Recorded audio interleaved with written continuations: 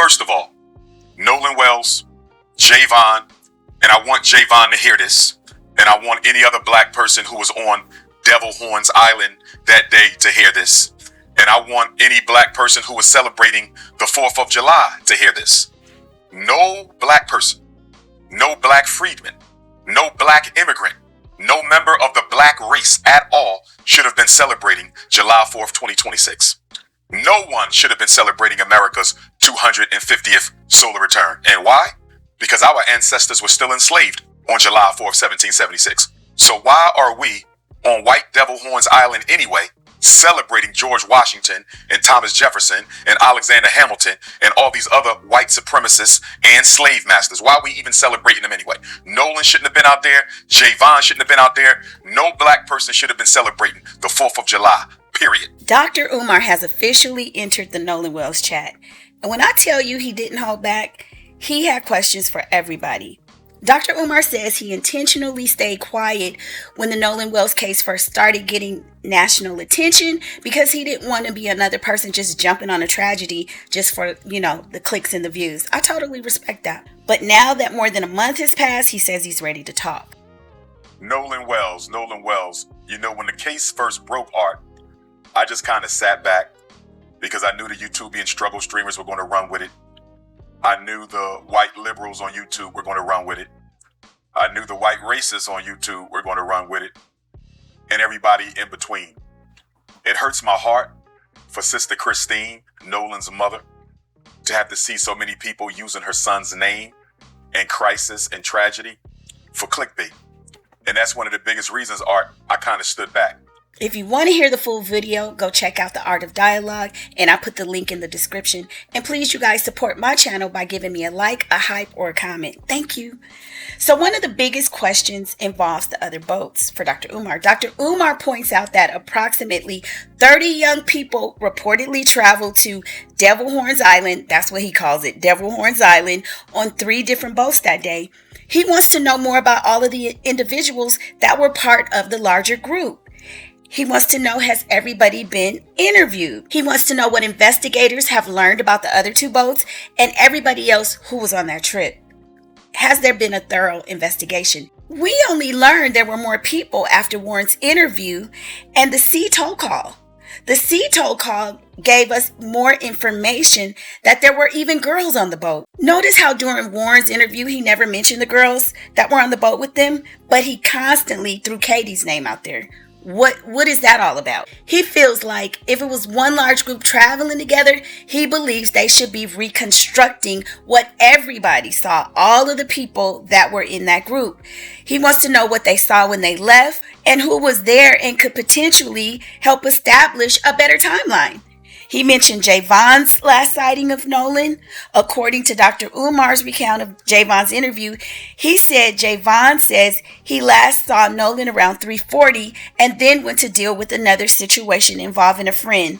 What next? Dr. Umar also discusses the reported account from a coach who allegedly encountered Nolan earlier that afternoon. It was reported that the coach said Nolan wasn't wasted. So who do we believe? The kids that could possibly have something to hide, or a person in an authoritative position?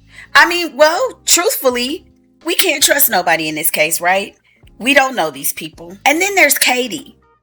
This is where things get interesting because Dr. Umar focused heavily on the apparent differences between what Katie reportedly said Nolan told her and the story that Nolan's friends have told people and repeated. Usually the last person that saw someone alive becomes a suspect, right? Dr. Umar also discussed the key issue of Katie reportedly saying Nolan was leaving her to catch a ride with his friends because they were getting ready to leave. So why then did the friend say he was staying with Katie? Someone is lying. Dr. Umar's question is basically the same question a lot of people have been asking. If Nolan intended to go back to the boat, why didn't he?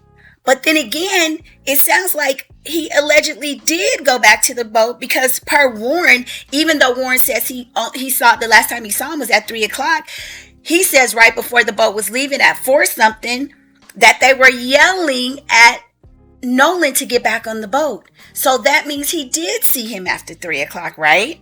So in this scenario, Were the friends the last ones to see him alive when they were yelling at him to get on the boat?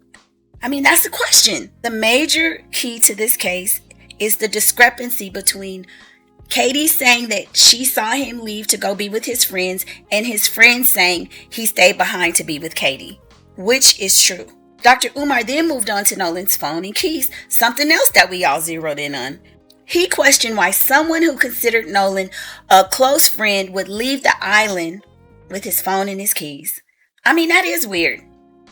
We'd be like, hey girl, here, take your phone and your keys.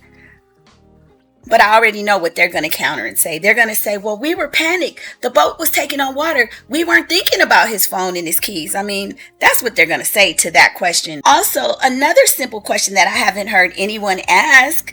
Did Katie see Nolan with the phone? She can answer that question when she's talked to his mother or when her sister spoke out saying that she did speak with Nolan. Did he have his phone?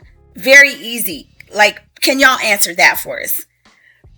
But then Dr. Umar took it a step further. Dr. Umar referenced the reported phone call to Nolan's mother later that night when Warren said he asked his mother whether or not she had heard from Nolan. He said, if you knew you had Nolan's phone, Warren, why would you expect his mother to have heard from him? And you know what? Initially, I thought about that too.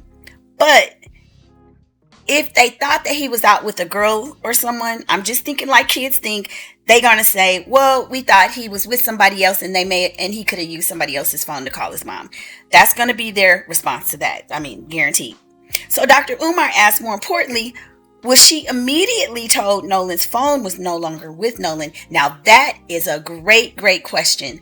When y'all talked to her, did you tell her you had the phone early, or did she have to start probing and saying, well, we're pinging it and stuff like that? Like, who disclosed that information first? I think that's really important because it could make it seem like a little nefarious, like they were trying to hide that they even had the phone. Just putting it out there. His line of questioning definitely makes sense. Then Dr. Umar turned his attention to the CETO call. And y'all already know that call has generated an enormous amount of discussion and disagreement. Dr. Umar questioned several parts of the conversation, including the uncertainty about how many people were aboard both of those boats and the fact that the Coast Guard assistance was reportedly declined. He also discussed enhanced versions of the background audio circulating online. People have interpreted that background audio in dramatically different ways. Dr. Umar believes he hears something extremely disturbing, and I know I heard something extremely disturbing. You ain't got to tell me. But we will have to wait for a forensic analyst to decipher and authenticate it. I'm sure if it goes to trial, the defense will want to suppress the audio for sure. I promise you, I would be so surprised if the defense didn't try to keep that audio, keep the jury from ever hearing that audio if it goes to trial, right? And then Dr. Umar didn't stop with the young people who were on the trip. He also turned and had advice for Ben Crump. Dr. Umar believes Ben Crump needs to turn up the heat and become more aggressive. And I agree with him. He questioned why there hasn't been a stronger public push for federal involvement. I mean, everybody is saying just let the FBI take it over and not the Mississippi FBI. And he argued that the authorities should be looking at every possible avenue available to determine exactly what happened to Nolan. So many of us don't have confidence in their officials out there just because of the history, and now the fact that they're early on they said, oh, it was just a drowning, the governor coming out and speaking on it, and the fact that we're learning a lot of those people are friends, they're all part of the yacht club, so those group of kids, their parents are probably connected, they have high positions out there in the government, in the police office, the police department, so that's gonna cloudy it's too biased, right? I don't know that they can be objective because their kids are involved or friends of their family. Now, you don't have to agree with Dr. Umar. If you want to see the whole video again, go watch the video. But he definitely outlined why we should be invested and look for truth and justice, not just Black people, but all people. If you are for justice and transparency and for everybody to be treated fairly, then you should be hoping that that's what we get in this case. There are just too many unanswered questions, and only one thing we know to be a fact, and that is that Nolan Wells is dead. And the biggest question, how did it happen? That's it. It's obvious Dr. Umar stands with those of us that just want justice for Nolan. What exactly happened to Nolan Wells between the last confirmed time he was seen alive and the moment everyone realized he was missing? Because more than 1 month later, that's still the question at the center of everything. Now I want to know what y'all think.